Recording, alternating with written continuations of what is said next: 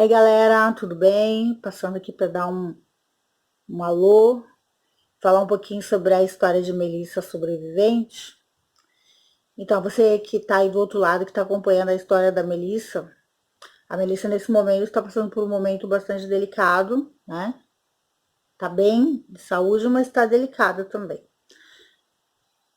Não é risco de vida, mas é um momento muito delicado que eu não vou falar para vocês, senão vocês vão saber parte da história depois, né? Então a gente tem como, sei lá, 35, 40% da história contada já. Melissa hoje tem mais de 20 anos, eu tô com a parte de 16 anos dela. Enfim, estamos na parte da grande virada, né? Então, assim, tem muita coisa emocionante para vir. Nossa, a história dela é muito forte. E é uma história muito difícil de ser narrada, no caso dela, para mim, né? Porque mexe muito com o emocional. Não foi fácil fazer essas primeiras partes aí, tanto para ela como para mim. Foi, acho que teve uma parte ou duas que foi mais ou menos zen. O resto foi só, né? Navalha na carne. Então agora vem partes aí muito forte. Só que assim, eu ultimamente estava postando menos, né? Pela questão de eu ter menos informações. E agora eu vou ficar praticamente zero informação, porque ela ainda não tá podendo me responder. Mas assim que ela puder, eu recomeço a história dela, e você que tá aí do outro lado, que se emocionou já com essas partes que já estão postadas, não vão ficar sem conhecer toda a biografia dela.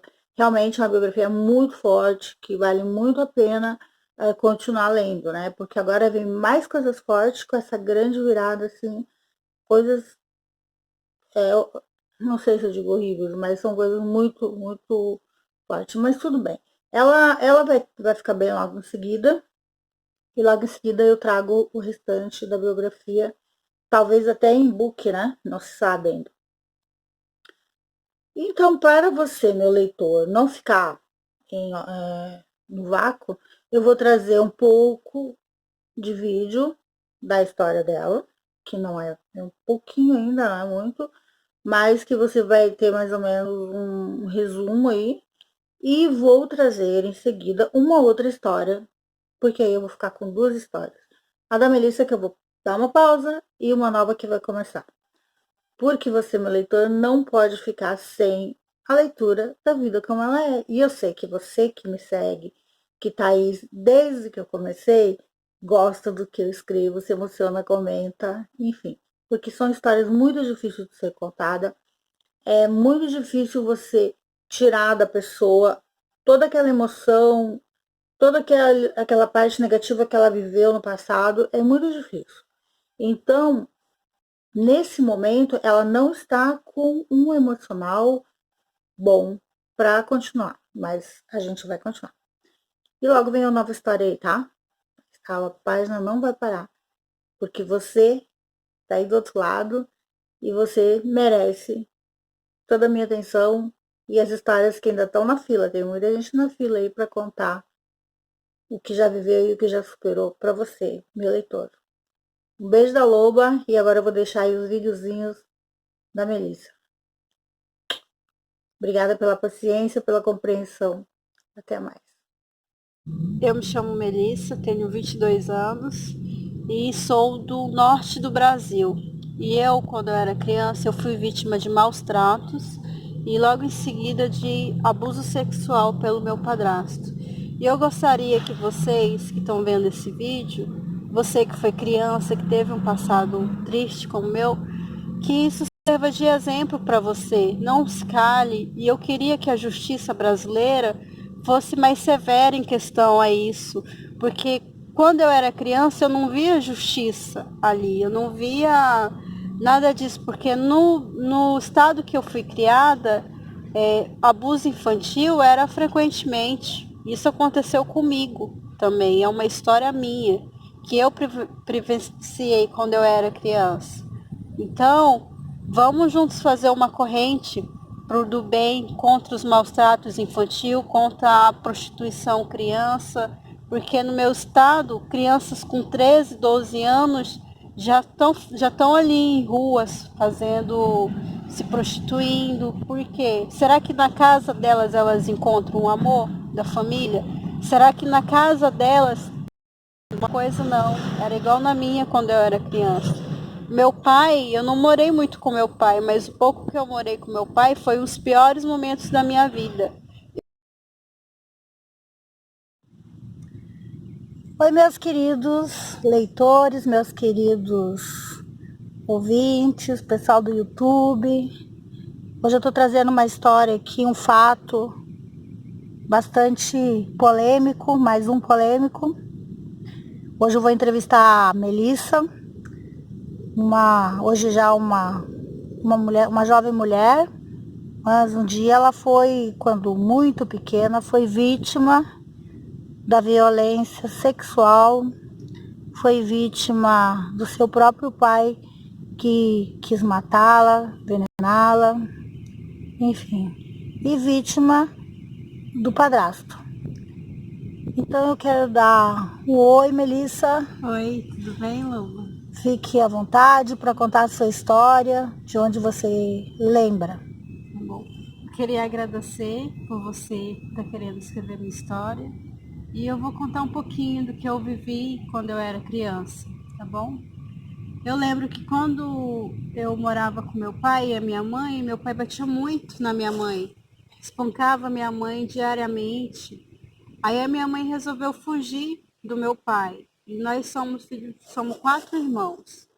Só que meu pai já tinha 2 filhos fora do casamento. Meu pai é uma pessoa muito ruim. A minha irmã mais velha, que a mãe dela tinha falecido de outro casamento do meu pai expulsou ela de casa, criança também, tadinha. E comigo não foi diferente. Meu pai tentou, me deu veneno quando eu tinha 2 anos de idade, 3 anos. E é uma coisa que eu nunca consegui esquecer. Por quê? Porque quando eu era criança sempre vinha como um sonho, um pesadelo na minha vida. Eu chorava muitas e muitas noites lembrando do que meu pai fez comigo naquele dia. Uma coisa que eu tenho 22 anos de idade, eu nunca consegui esquecer, porque foi assim. Eu estava doente e eu falei assim, ele falou para mim, toma esse remédio. E eu falei, pai, esse não é meu remédio não é ruim assim. Eu lembro que ele me deu uns tapas, né? Eu chorei e ele me deu o remédio. E eu lembro bem pouco, assim, eu já no hospital, porque meu pai tinha me dado veneno nesse dia. Meus avós, parte da minha mãe, a minha mãe, como minha mãe tinha fugido, eles ligaram para ela e falaram para ela ir me buscar. E nisso a minha mãe estava uma semana só com um homem que ela tinha conhecido. Ele falou para ela, vai, busca sua filha, eu te dou o dinheiro, quando você voltar, eu vou estar com uma casa aqui esperando vocês. A minha mãe, também sem saber o que ia acontecer, né, na esperança de me ajudar, ela foi me buscar da casa do meu pai. E nesse dia meu pai estava muito bêbado, muito, eu lembro bem pouquinho, sabe? Mas eu lembro que meu pai estava muito bêbado, a minha mãe estava numa bicicleta, ela me pegou, estava só de calcinha. Aí a gente foi, ela comprou uma roupa para mim, vestido, comprou uma sandália de homem, porque não tinha mais lojas abertas aquele dia, que já era noite, e só tinha um mercadinho e tinha uma sandália de homem, que era no meu número. E a minha mãe foi e comprou essa sandália para mim. Aí daí a gente foi viajar. Eu lembro que a gente foi para um lugar muito longe, o interior, numa área de garimpo, que a minha mãe mora. A gente foi para lá. Aí eu lembro bem pouco do meu padrasto, lembro que ele me dava Danone, eu tinha medo de ficar com ele, a minha mãe já saía para trabalhar, minha mãe fazia unha nessa época, e eu corria atrás da minha mãe quando a minha mãe ia trabalhar, e a minha mãe me batia para mim ficar com ele, para mim ficar com o meu padrasto. Só que eu lembro que quando eu era criança eu tinha muito medo dele, eu era muito espantada com ele, eu não queria ficar perto daquele homem, porque eu acho que ele já abusava de mim quando eu era criança.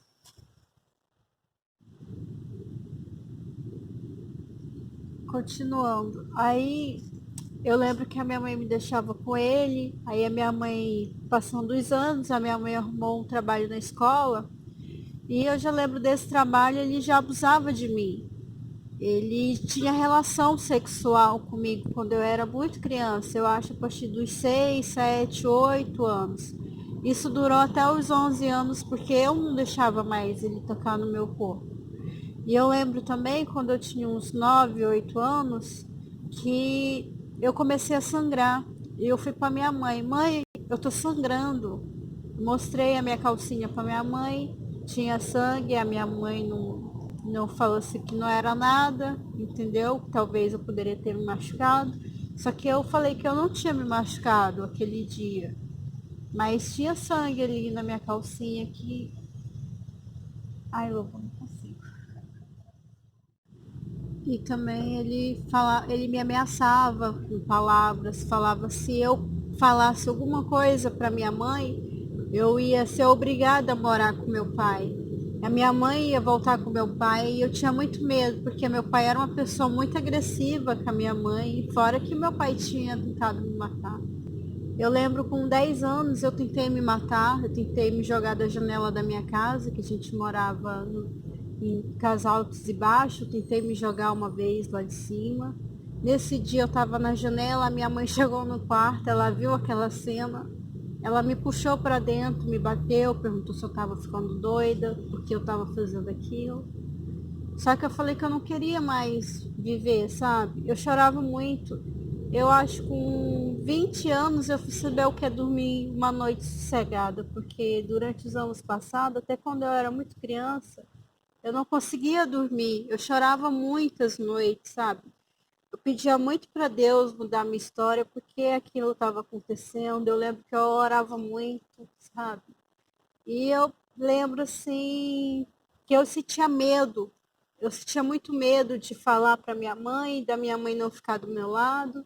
Eu sentia medo do que as outras pessoas iam falar. Eu sentia medo das pessoas botar eu como culpada, porque ele dizia que as pessoas não iam acreditar em mim. Ele falava: se você contar para tua mãe, a tua mãe vai me matar. Ele dizia: mas a tua mãe pode não acreditar em você. Ele falava essas palavras para mim. E ele falava muito de eu voltar para casa do meu pai. E era um medo que eu tinha, sabe? Imenso de voltar para casa do meu pai. Eu tinha muito medo, tinha muita tristeza no meu coração.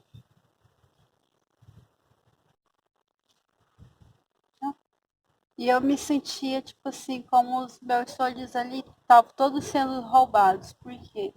Porque eu era uma criança de 11 anos e eu já não deixava mais. Quando ele vinha pro meu lado, eu dizia: eu vou contar para minha mãe, eu vou denunciar você não faz mais isso comigo. Eu falava desse jeito para ele, que era errado.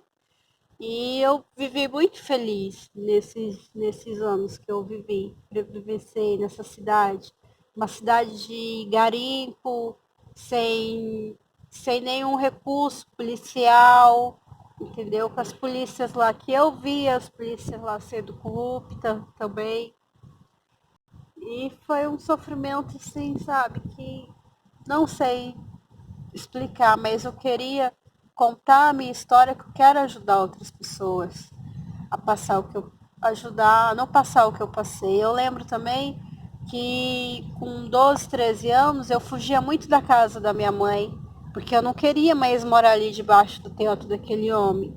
Mas também eu não conseguia falar para minha mãe, porque eu via que a minha mãe era muito apaixonada por ele. E eu via também que ele fazia tudo para minha mãe. Não era o meu pai era uma pessoa muito ruim. Mas do tanto que eu amava minha mãe, eu preferia ver minha mãe ali com ele, comendo, dormindo, tendo coisas boas, do que ver a minha mãe sofrendo, apanhando do meu pai. Então, por isso que eu me calei por muitos anos. E quando eu era adolescente, eu fugia de casa, minha mãe ia no conselho, o conselho me buscava. Então eu fiquei muito rebelde quando eu era criança, quando eu era adolescente. Eu, para fugir de casa, porque toda vez que eu fugia, a minha mãe me buscava de volta com conselho. Aí eu pensei: se eu casar e ela deixar, ela não vai me buscar mais. Então eu, com 14 anos, eu casei. Eu lembro também quando eu era quando eu era adolescente, que eu fui passear, passar uns dias na casa do meu pai. A minha irmã, já com 13 anos, ela já fazia programa. Para ela, o meu pai, eu via o meu pai, ele jantava, almoçava, a minha madrasta, eles almoçavam, comiam tudo e deixavam eu, meu irmão e a minha irmã com fome. Então, desde aí a minha irmã se prostituía, sabe? Com o amigo do meu pai ainda, com o amigo dele, que ele dava dinheiro para ela comprar comida, ele dava comida para ela, para o meu irmão. E chegou um dia que ele não queria ela, ele queria ficar comigo. E nesse dia, eu lembro como se fosse hoje. O meu pai e a minha madrasta, eles sentaram numa mesa com o filho dela. Aí eles começaram a comer açaí, camarão. E eu e meus irmãos, nós passava lá e, sabe, nós esperamos, porque sempre quando eles comiam, às vezes, a gente era os últimos a comer. Eles comiam primeiro, sentavam na mesa, depois era a gente que tinha que ir lá sentar. Aí eu lembro que nesse dia o meu irmão foi lá e voltou e disse, nossa, não tem nada para nós comer. Aí a minha irmã começou a xingar o meu pai. Aí ela foi e ligou pro cara, né, pro amigo dela, pro amigo do meu pai. E nesse dia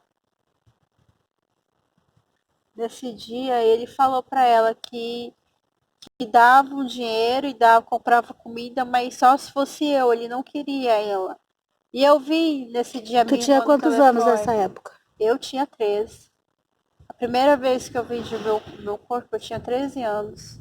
E eu nunca vou esquecer, porque eu vendi meu corpo por comida. É isso. Tu já vinha vítima de estupro, de violência sexual pelo Sim, padrasto, pelo meu padrasto, desde e aí os 8, teve que se 13 prostituir anos. por comida. Eu tive minha primeira vez que eu me prostituí foi por comida. Foi porque eu nunca vou esquecer. Eu tento esquecer, mas eu não consigo. Porque eu vi a minha irmã falava no telefone, não, ela não, eu vou. Aí eu falei o que foi? Ela, não, ele quer ficar com você, mas você não vai. A minha irmã não deixava. Aí eu dizia, não, mano, eu vou, eu consigo. E o meu irmão Oh, lá com fome. Eu dizia, claro que eu vou.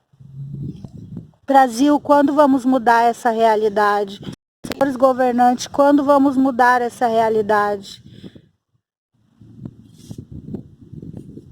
E eu sempre quis contar a minha história para ajudar outras pessoas, para tirar um peso que tinha dentro de mim, sabe?